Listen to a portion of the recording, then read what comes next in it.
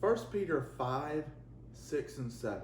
Therefore, humble yourselves under the mighty hand of God, that he may exalt you in due time, casting all your care upon him, for he cares for you. Peter spends the greater portion of chapter 5 encouraging the younger generation to submit to their elders. Being a younger person full of energy and ideas, it is hard to slow down and listen to the wisdom of those who are older and wiser.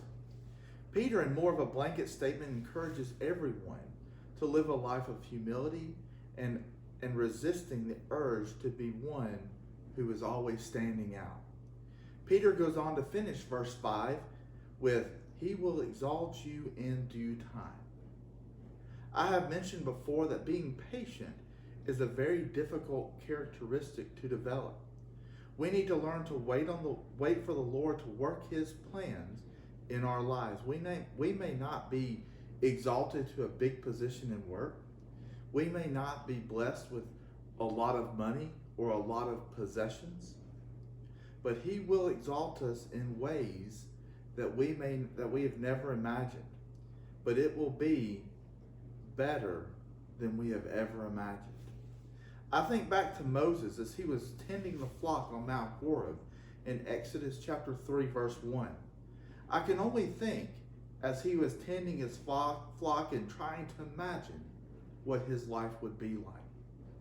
He probably never thought that one day he would be standing before Pharaoh demanding that he let the Israelite people go. And that in due time, Pharaoh would actually let the Israelite people go.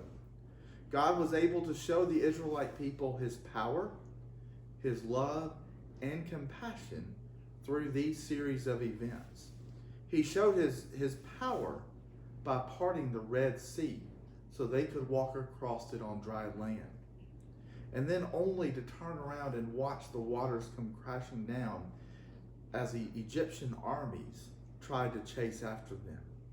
He showed his love by constantly watching over them as a cloud by day and a pillar of fire by night, guiding the people in the way that they should go.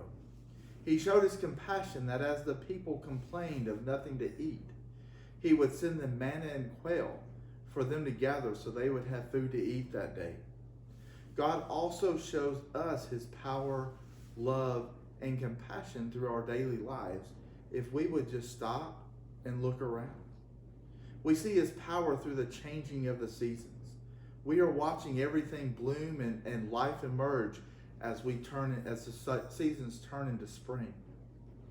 We see his love by sending his son to die on the cross so that we too can have life with him eternally. And we see his compassion by his ability to forgive us of all of our shortcomings and sin. This time we are in, we are a little unsure of what the future holds. But one thing for sure is God is all powerful. His compassion and love will continue to cover us.